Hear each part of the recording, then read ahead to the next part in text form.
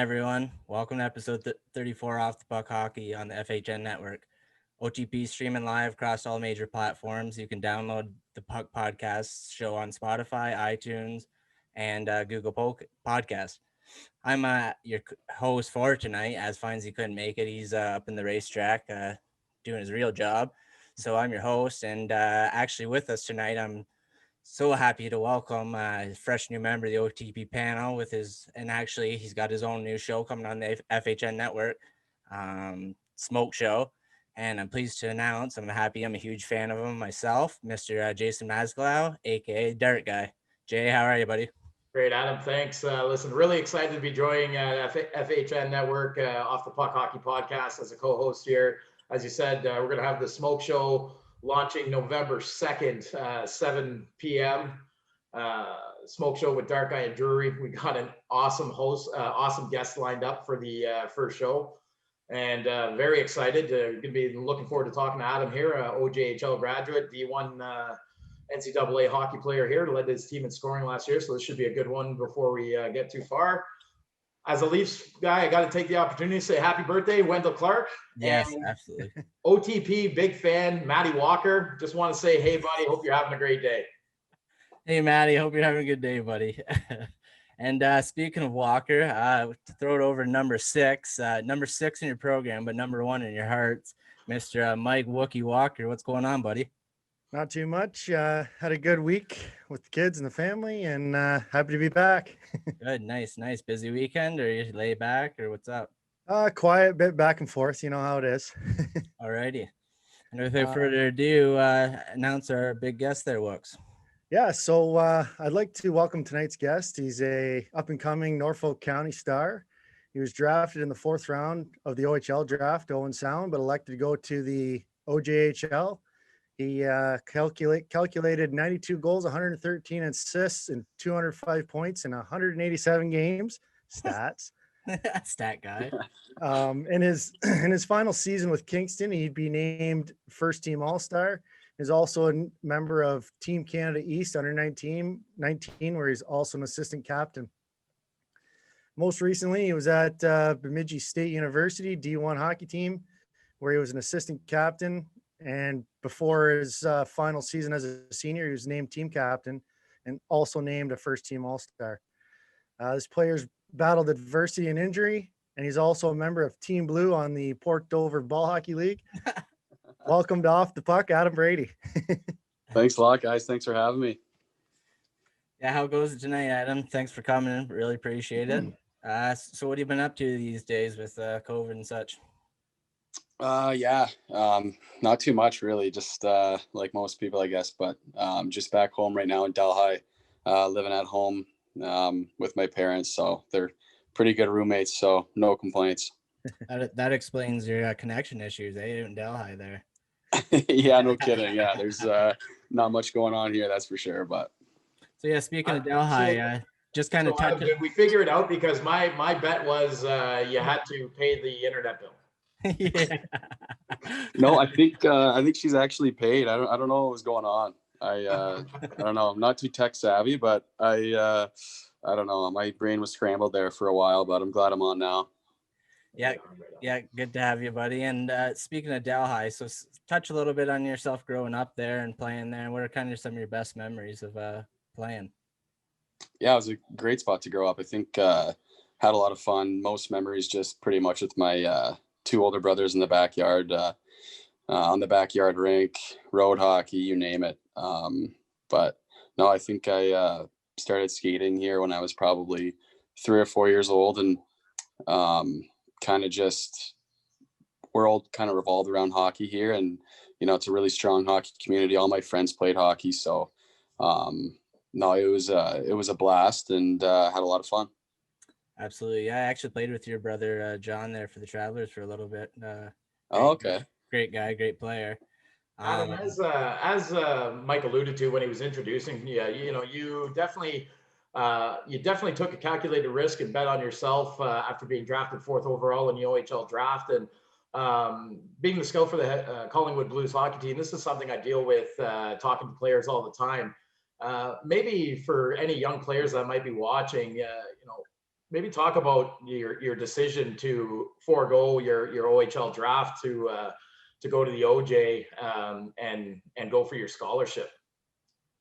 Yeah, so I was played minor midget in Brantford, obviously, and then I got drafted 4th round at Owen Sound, which was awesome. I didn't really know exactly where I was going to fall in, going into the draft, but I think like a lot of kids, you think you're going to go higher than you actually do. But my main thing was really just pretty much just playing time and kind of time for me to develop.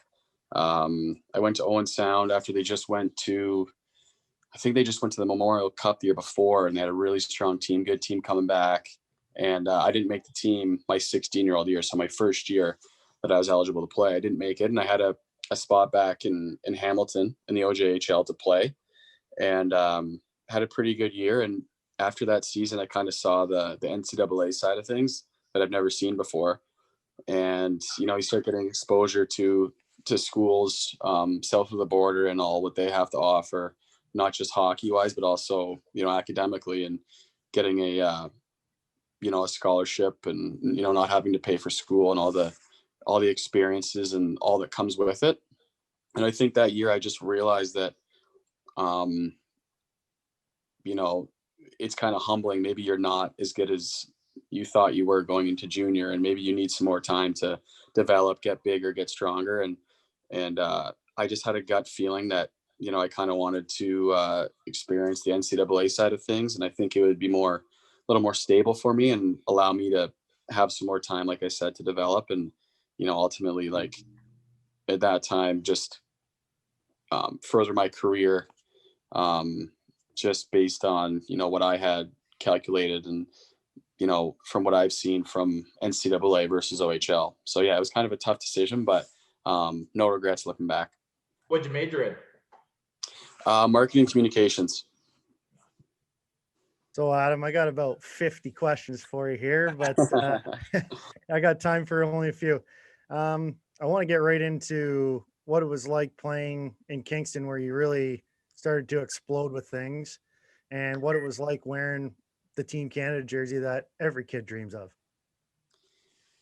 Yeah, Kingston was great. I had a lot of fun there. I think that's when you look back the first time, you're moving away from home, and you're really kind of becoming a man, I guess, really maturing.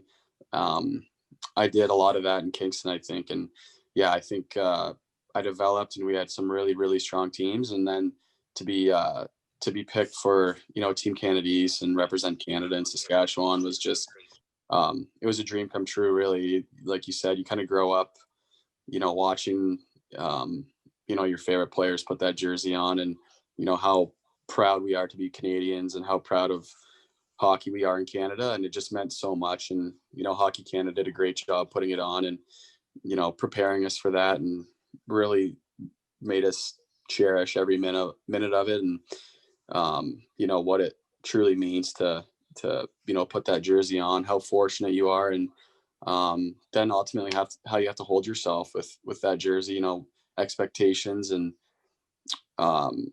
just what you have to do to make the country proud ultimately. But, we had a really good team, and I learned so much and met a ton of new friends that I still keep in touch with today. So it was awesome. Beauty. Adam, we have a little bit of a connection that way. I never played for Kingston, but we moved the Kingston Voyageurs franchise out to Collingwood, and we're now the Collingwood Blues. So yeah, that's right. Try to keep that legacy alive. And it was sad that Kingston lost their franchise, but Kingston's loss is definitely Collingwood's gain. So trying to keep that going for you. Definitely. Yeah, I know. I love that. It was, we got treated so well in Kingston. I have a ton of memories there, still talk to my old billets and roommates and all that. So it was a good city. It was sad to see it move on, but I hope everything's good in Collingwood. So far, so good. Can't complain. So right on. Good to hear. Adam, who are some of your biggest influences growing up? Who are some people you looked up to and helped you kind of along the way? Well, I think definitely my parents. it's looking back, I don't know how they did it. The early morning practices, the hockey 12 months a year to tournaments all over North America. All the time and money that they devoted to me is, just insane. And, I'm super, super grateful for that. And I think my brothers too, just how competitive we were with each other, and, backyard rink, any sport we were playing, school, like we just competed and we wanted to be the best in that. Absolutely. And, at the same time, they'd do anything for me. I could call them right now and they'd do anything for me. And they were, they kind of knew, I think, my potential, and they really pushed me along with my parents, but none of them ever overdid it. They were never overbearing or, pushed me to the point where, kids sometimes get that extra push and maybe they don't want to play the game anymore. Maybe they kind of get sick of it. And, if I didn't want to do a hockey tournament one summer, well, okay, well, do you want to do, soccer, or do you, want to get involved in some kind of club, or what do you want to do? And I just had all this opportunity to do a bunch of different things. So, there was definitely just like my close family were huge influences for sure. Nice. And with your family, what were your family Christmases, family get-togethers like? They're pretty. Do you get to any games going on, competitive? I know you got a sister there. She's pretty competitive, isn't she?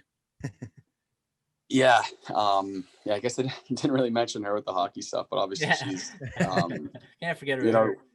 Yeah, no, we're super close too. And me and Sarah talk all the time, but yeah, I think everything we did, really, I think, the family gatherings, like my family just loves hockey so much. And my dad always, he built a backyard rink for us growing up. So we'd have, the brothers, Sarah, my dad, my grandpa, uncles, like it was awesome. We were out there just, playing games and, getting called in for dinner and, going right back out there right after. So, like I said before, I feel like our world just kind of revolved around hockey and, being a family and, just competing against each other, especially with me and my brothers. So it was always fun. And, we had a lot of good battles. That's for sure.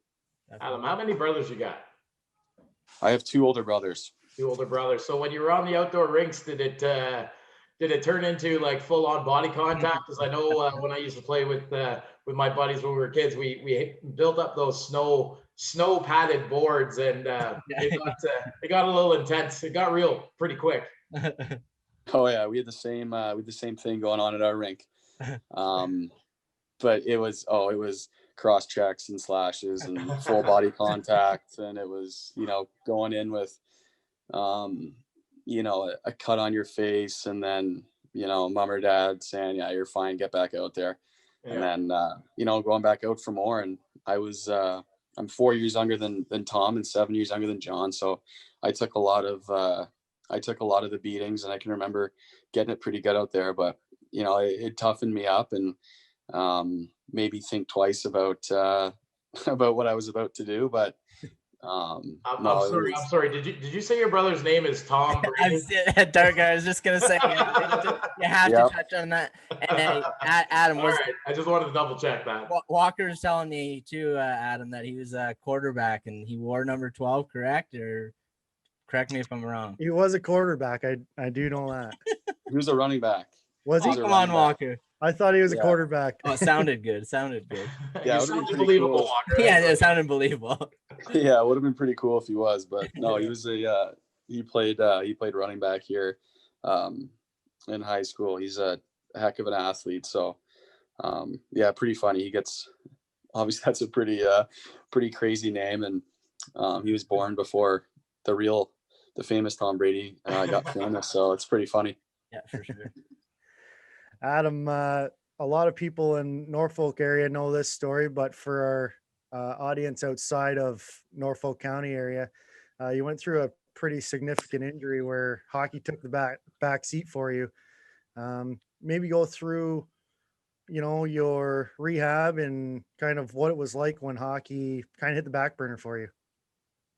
Yeah, it was was life-changing, that's for sure. And you know, I was back home for Christmas break in 2016, and bad car accident, and had a compound femur fracture. I fractured my pelvis in multiple places, broke my tailbone, and then had a collapsed lung and a bleeding spleen. So I was in pretty rough shape, and you know, pretty lucky to be alive. And you know, I think the main thing is when hockey takes the back seat, like you said, like you realize there's so much more than the game, and you realize, you know, how fortunate you are to play, because when, you know, when you're going through that, the only thing you want to do is, you know, get back on the ice, and you're like, well, man, like I don't know if I'm going to be able to do that again. And you're like, when was my last game? What was my last shift? And you think about that, and you think about,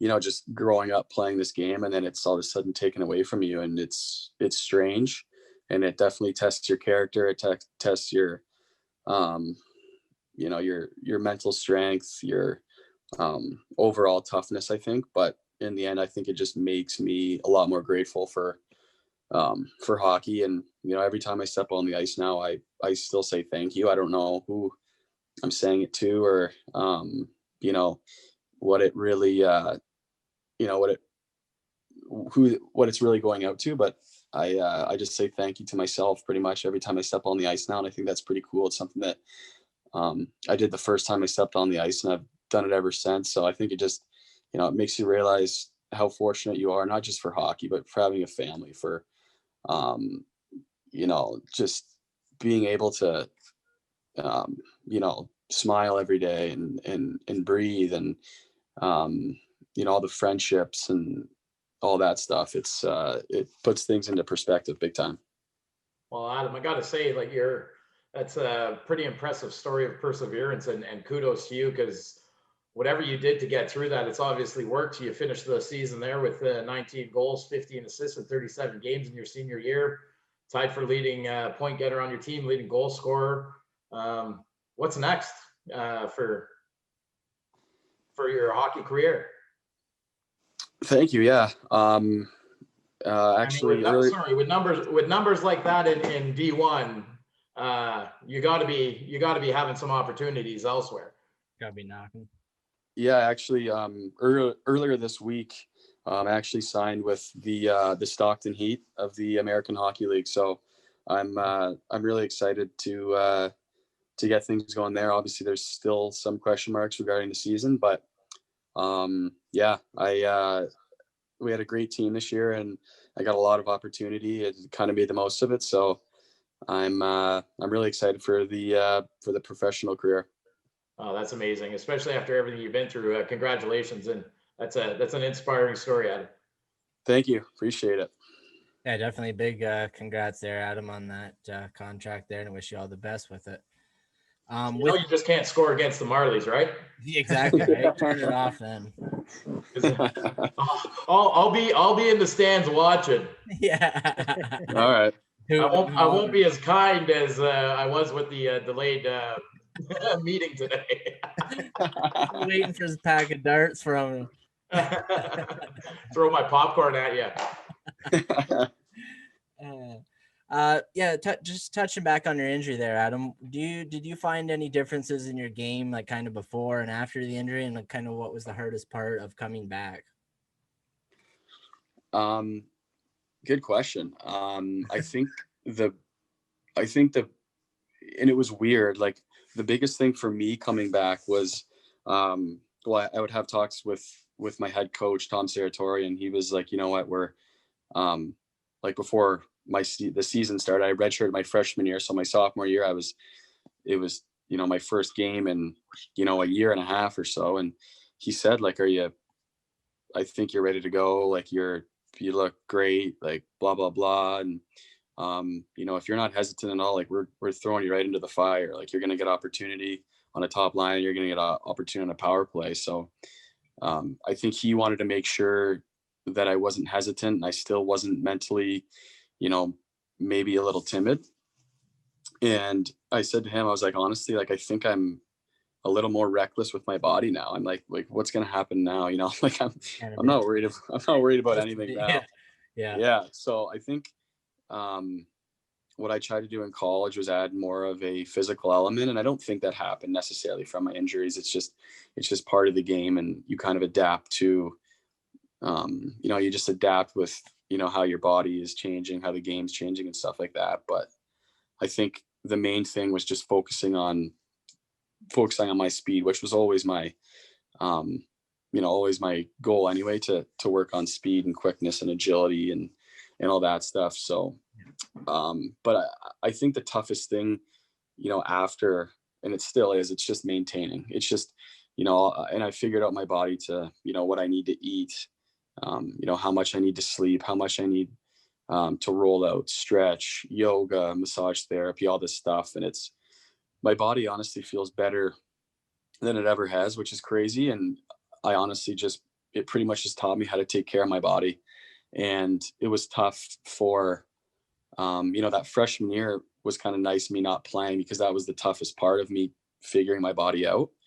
And then once like I said, you figure out what you need to do. And it's different from before the injury because it's a lot more maintenance, but in the end, it's what I have to do. And I feel better every year. So it's been going well. Thanks. Go ahead, Wops. Go ahead. Okay, I was just gonna say there in Bemidji State, you played with Zach Whitecloud. Now, Zach, I don't know if who's not familiar with him, but he played there with Vegas for a little bit. And what kind of makes this guy so special, and how is he as a player? Yeah, I played with Whitey was there for 2 years with us, and he was in the same class. So obviously he was, one of my good buddies. Got to know him really well, and he, what I think the thing that makes him so good is just you can't find one part of his game that he is lacking or does anything poorly. He's big, he's strong, he's a really good skater. He sees the ice well, and he's a right-handed shot too. So, big right-handed D that can skate are hard to come by. And, he's not gonna wow you with a lot of flash, but he's so good at what he does. He's going to make that first pass every single time. He's defending extremely well. And I think, since when I watch him now, like watching him defend is, how he's developed. And he was always a good defender, but just the way he's developing and the way he's catching on to the pro game is huge. I think, his first year in the American League, he led defensive scoring in the playoffs. And then they went to the finals of the playoffs. And, you saw him this year in Vegas in the playoffs playing big minutes, penalty killing. And, they throw him out there with a minute left in the game. So he's just so reliable, and he's just so good at everything. Really. He's amazing. He's done a good job, and he's earned it because he's worked so hard, and it's really cool to see. Yeah, definitely. I was going to go back to another defenseman. When you were done in Hamilton there, you had a brief stint with Caledonia Corvairs. Brandon Montour was there. Was he one of those guys when you saw him that, he's definitely going somewhere with hockey? Yeah, right away. I think the first practice, I remember, I'm like, wait, how is he in this league? Like he didn't belong. He would just pretty much, dominate the game. And usually as you see forwards with the puck on their stick a lot of the game. And it's kind of weird to see a defenseman control the puck like that, but he'd be the first guy in the forecheck, and he'd get the puck, and then he'd be, the first guy back somehow because his skating is crazy. But his offensive numbers and his offense was just, I've never seen anything like that. And his slap shot, he was scoring at will on the power play, and I think you definitely knew he was gonna be really special. And then once he went to the USHL, he got all that exposure, and I really wasn't surprised. But another guy, big right-handed defenseman that can skate, obviously really offensive, a lot more offensive than Whitecloud, but there's a little bit of similarities in their game, I think. And I think now the game is so fast that you have to have those guys that, you can rely on, because, even if they make mistakes, they can make up for it with their speed. But no, Monty was, he was a treat to play with. He was incredible. I think he was almost I think he was almost like 70 points in a season as a defenseman. So he was pretty special back then. Yeah. Yeah, secretly I was hoping my Leafs would have went after him at some point in time over the last year or two. But I hear you there. On that note, Adam, your phone rings tomorrow. I know any player is going to say, I don't care who it is, I'll be happy. But your phone rings tomorrow. It's your agent saying you have an offer from an NHL team. Who do you hope it's from? Nice question, Dart guy. Well, I mean, growing up Southwestern Ontario here, you're a big time Leafs fan. So Good answer. That was the only acceptable answer. Good answer. You passed the test.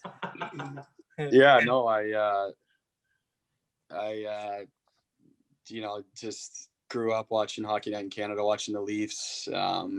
Darcy Tucker, Ty Domi, Matt Sundin, Brian McCabe, those guys. And I think that's kind of another thing that got me really into hockey was I just loved watching the Leafs. And my dad was a big Leafs fan, both my brothers. So kind of got thrown into that mix right away. So, yeah. And Dart guy, I just texting Walker this. Tell me he doesn't look like Matthews a little bit. Yeah. I forgot that, Adam? I have got that a couple times. Yeah. I was sitting here, I'm like, holy shit, man. He kind of looks like Matthews every once in a while. I was tripping. He's got to work on the dirty stash a Yeah, little just bit. got to work on the little stash and you're good. Yeah.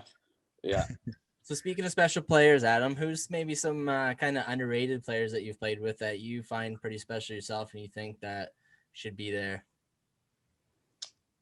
Oof. That's a good one too. I can't remember too far back, like junior days or anything like that, but there's definitely some guys at school.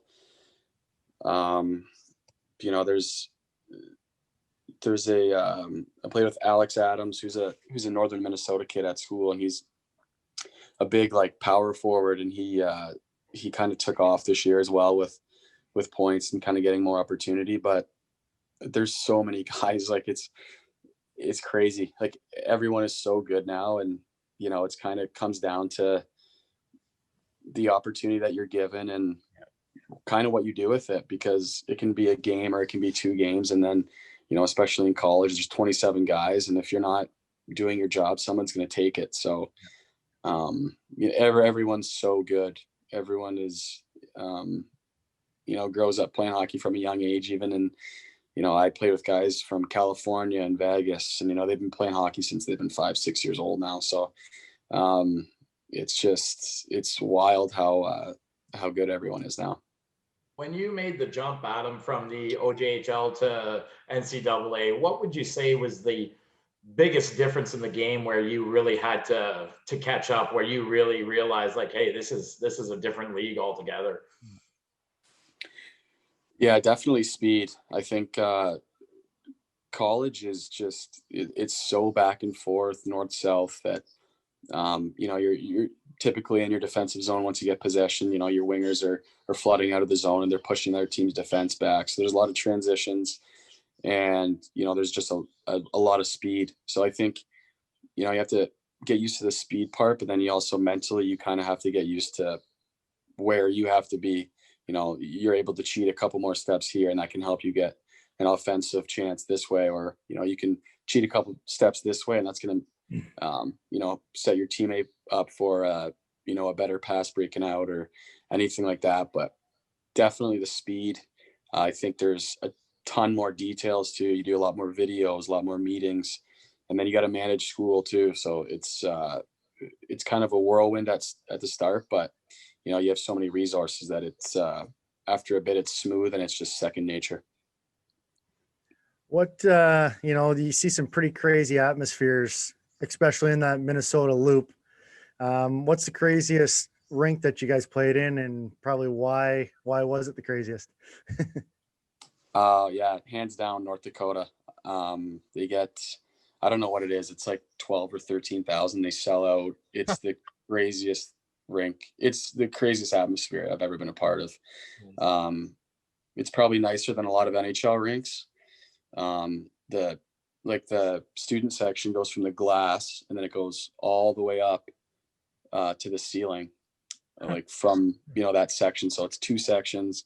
You're taping your stick before the game, like on the bench or anything like that. I usually go and sit on the bench. You have the whole student section just yelling at you, chirping you, and it's like they got dirt on you. They know your background. Like it's insane. And then it's just like you can't, you have timeout, TV timeouts. You can't hear a thing.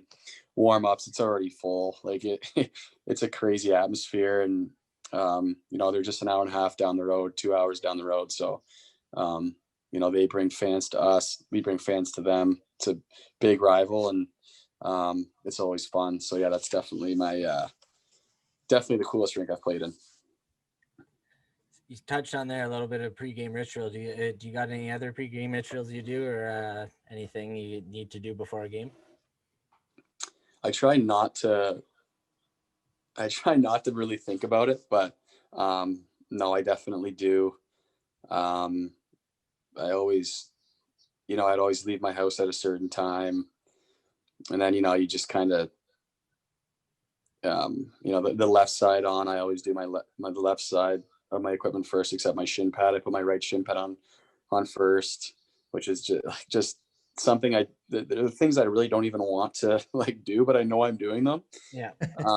And then just stuff with the clock, when you go warm up, when you come back, when you start putting on your equipment, stuff like that. But no, I don't really have any too crazy or weird ones. I don't think, anyway. Who do you try to model your game after? Anybody in particular, or do you got any favorites? I've always really liked Jonathan Taves. That's why I wear 19, or did in college. He was just my favorite player growing up. I think I always liked just the way that, you never really saw him get a crazy amount of points, but he was so good defensively. He would play for Team Canada, and he'd be out there on the first power play unit, but then he'd also be taking the face off with 30 seconds to go in a 2-1 game, and just super reliable. I kind of like, how he's a quiet guy and he's a leader. He's always been a captain, seems like, wherever he's been at all levels. So he's a guy that I've always liked. I wouldn't say I really try to model my game after him, but I think a guy right now that I try to watch a lot is Ryan O'Reilly. I think that he's a guy that doesn't have crazy fast speed, and in a game where everyone thinks that you need to be extremely fast. And I'm not a guy that possesses a ton of speed, but I think that, I have enough. But I think that watching him, I can see, how he gets offensive chances, or, how he is in the defensive zone, or, how he transitions up ice as, not a guy that can skate like Patrick Kane. So he's a guy that I try to watch lately. Just during the season, during the playoffs, just kind of isolate him when he's on the ice. Nice. And one more before I throw it over to you, Dark Guy. Got kind of a fan question, a text from one of my buddies. He wants to know who the toughest guy, I guess, opponent you've had to play against. Toughest opponent I've had to play against. I would say probably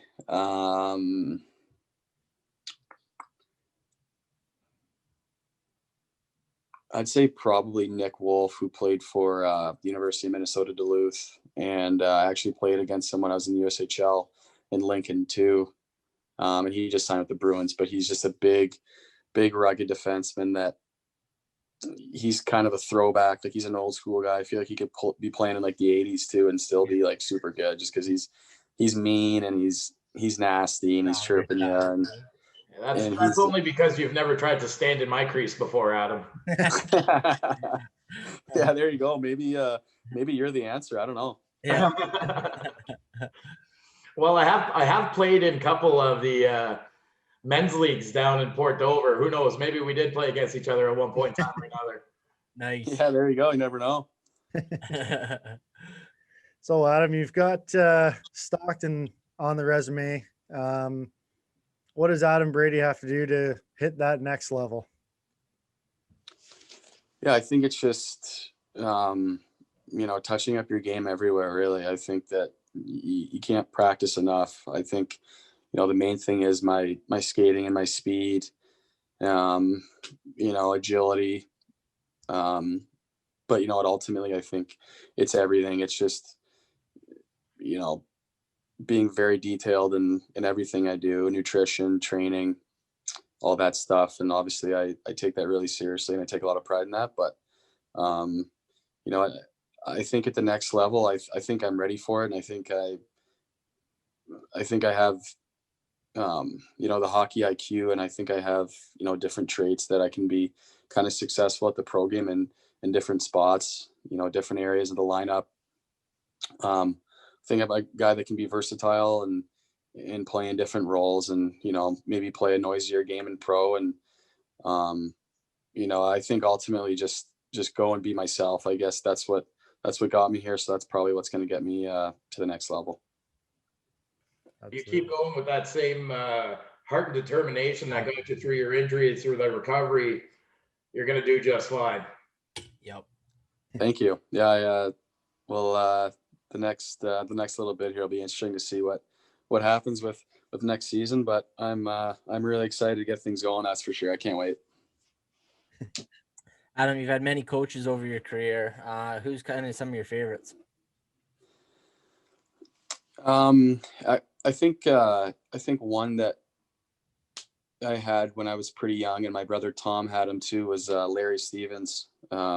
His brother actually John Stevens, who is assistant coach with the Dallas Stars. So he kind of grew up around here, but I had him in AAA. It would have been minor Bantam, I think, was the first year I had him, but I was familiar with him in the Stevens family, and he really taught me just kind of the defensive side of the game. I think, growing up in Delhi, you don't really learn too much details about the game. It's more fun and trying to score goals, less structured. And he brought a lot of structure into the game, but at the same time, he also told me, like, hey, like you're a special player, and you can play at the next level. You will play at the next level, but you're not gonna if you don't learn the defensive side of the game.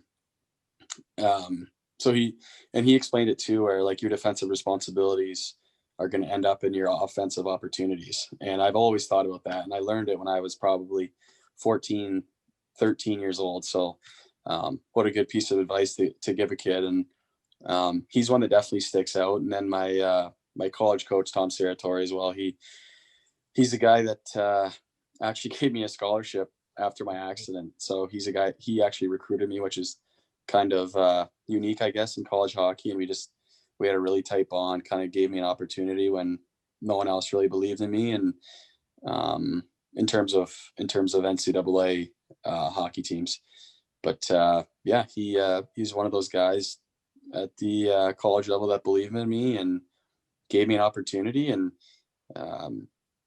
played the crap out of me. And I learned a lot from him, especially, the small details of the game. And then in the special teams area too. So he's one of my favorites. Yeah, kind of touch on your career younger. I actually got to ref you one game, and I think you scored, I don't know, something 7-8 goals.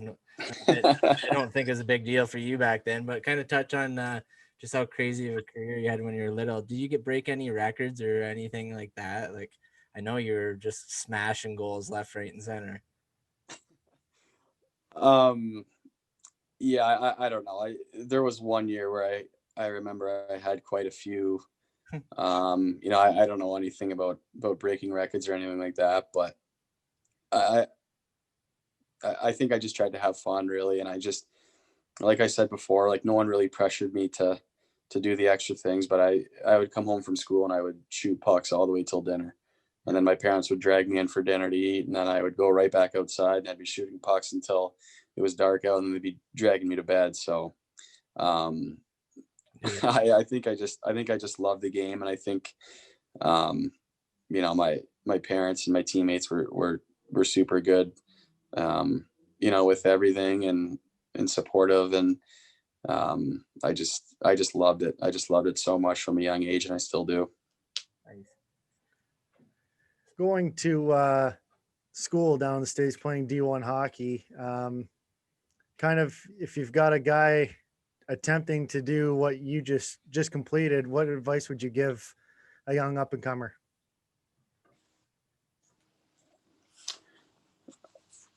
I would say just prepare and have fun, really. I mean, just go in good shape, make sure that you're ready to go. There's going to be some physical testing, and just completely buy in. I mean, if you're gonna go to that level, you're obviously a special player. So you just kind of got to make the most of your opportunity. Obviously, it's a lot more competitive with 27, 28, 29 guys on the team versus, around 20 in junior hockey, right? So there's a lot more competition for positions, and you have to be at the top of your game every day. But I think you just have to prepare every day. You have to be detailed, and then just enjoy it, because it's a ton of fun. And like I have so many memories, and I wouldn't trade it for the world. So it was a blast.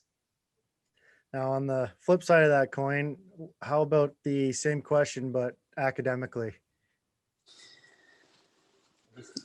I think it kind of goes hand in hand, honestly. And my coach said this year too. We had like a crazy stat of comparing.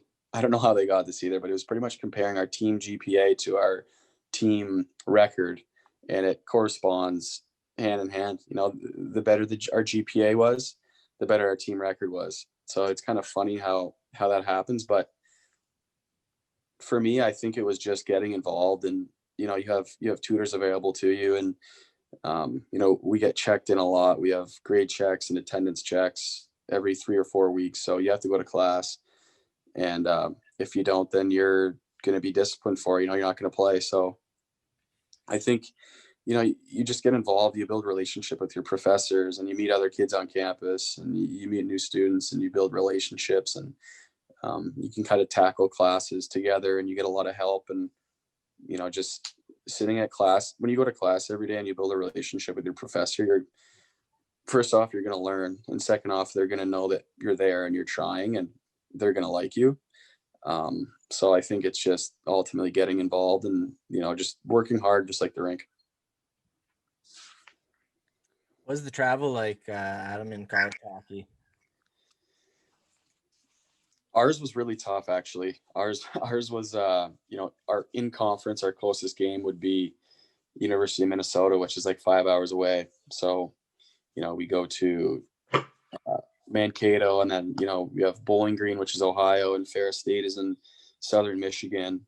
And then you have 2 teams in the UP of Michigan. You have Michigan Tech in Northern Michigan, and then we had Alabama Huntsville and Alaska Anchorage and Alaska Fairbanks. So you're flying to games, you're busing to games. There's a lot of long travel. So that's another thing too with the academics, like your communication with your professors, and being able to get stuff done on the road, get stuff done on the bus. You have to be you have to be committed to it, or else you're not going to be able to do it. So it's a lot of hard work. It's extremely busy, but it's so fun. Like, you get to, road trips, especially, you're with your buddies 24/7.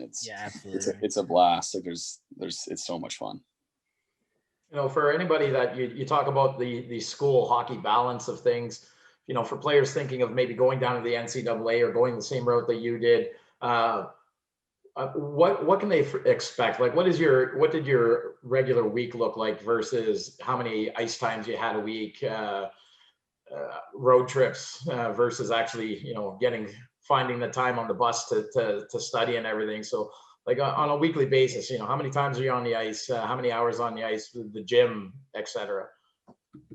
Yeah, so it's super busy. So at Bemidji, we skated we play Friday, Saturday. So you skate from Monday to Thursday. So my week would kind of look like, Monday I would have class from probably around 8 or 9 a.m. till about around noon. usually go to the rink straight after that. Skate from about 2 to 3:30ish, get off, and then you're working out from about 4 to 5. And then you're in the therapy room, or you're getting whatever.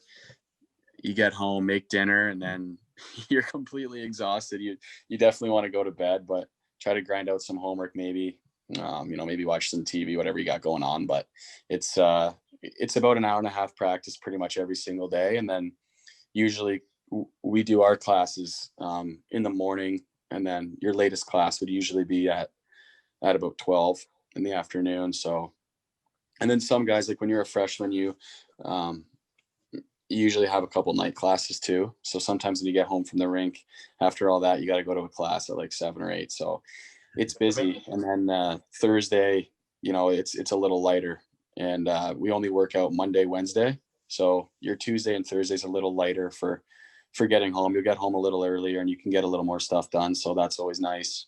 But when you travel, like when we travel, sometimes we leave on Wednesdays. So it's you'll practice at 7, 8 a.m. and then you catch a flight to wherever it may be, and you gotta you can have papers due on Friday night, the night of your game, and you just prepare to get that done earlier, and so you don't have to worry about it when you're on the hockey trip. So Adam, I tried to dig up a little dirt on you, and was kind of unsuccessful. Tells you a lot. Yeah. Oh yeah.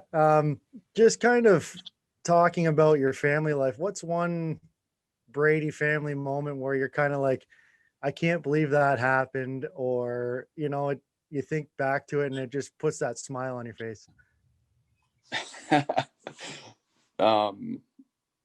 Yeah, there's definitely a couple. I think I remember one time, I think my oldest brother, I think John, might have been gone maybe with my dad at like a hockey tournament that weekend or something, because I think it was just me and my mom and my brother Tom home.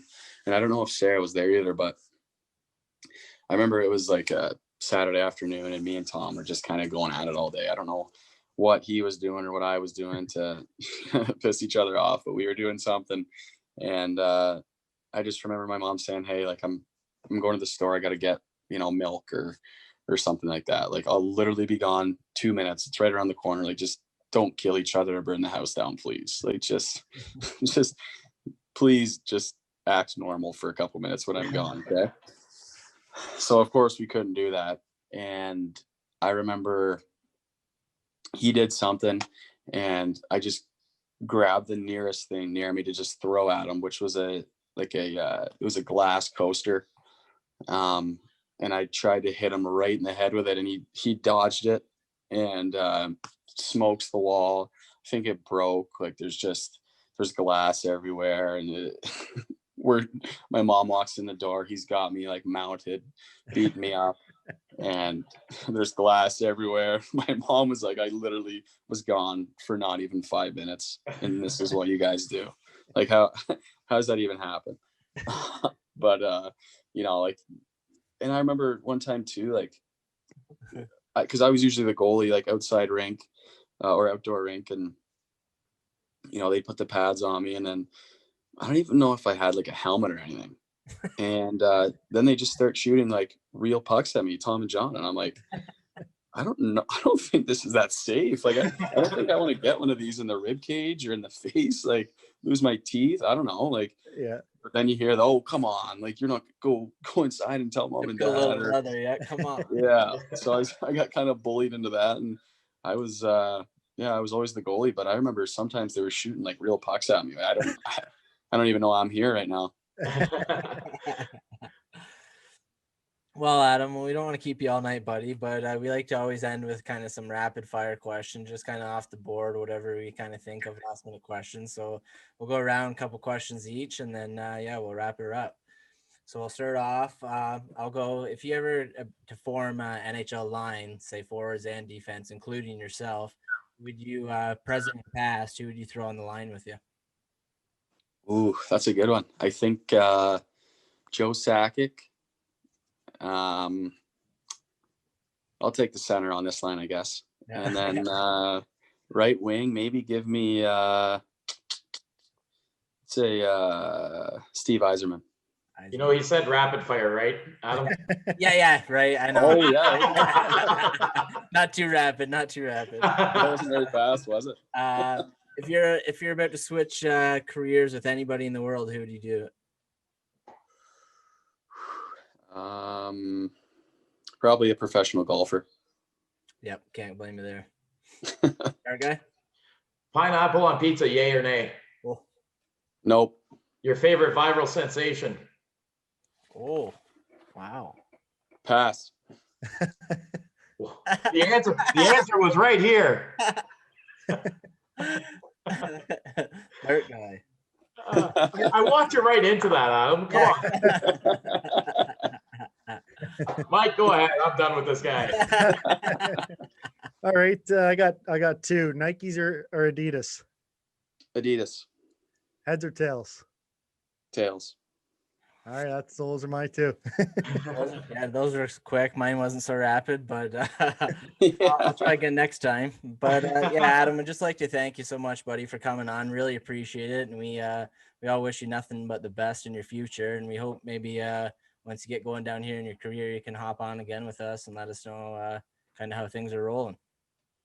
Yeah, that'd be fun for sure, guys. Let me know. It was fun. Thanks for having me. Definitely, man. So just last to say, OTP is a proud member of the FHN Network, and we also ask everybody to please follow the Off the Puck Hockey on Twitter, Instagram, and Facebook. And once again, download our podcast on all of the podcast platforms. And thank you to our guest once again, Adam Brady, for joining us. You're awesome, buddy. And thanks to our awesome host as well on the panel, Mr. Mike Wookie Walker, and another thanks for the debut and Mr. Dart Guy, Jay. I really appreciate it, man. I can't wait to keep working with you in the future. And as always, our producer, Matty Hoddle, behind the scenes, doesn't get to see much, but thank you so much, buddy. You're running a tight ship back there. And a big shout out to also Marty's Speak Much Zeistra for providing our music for opening and closing the show. So yeah, I'd just like to thank everyone. I'm your host, Adam Stiles, and you can find the shows on Spotify, Apple Podcasts, and YouTube. And thanks everyone for tuning in. We'll catch you tomorrow night with Cam Jansen. But thanks again. Take care and see you later. Thanks, Adam.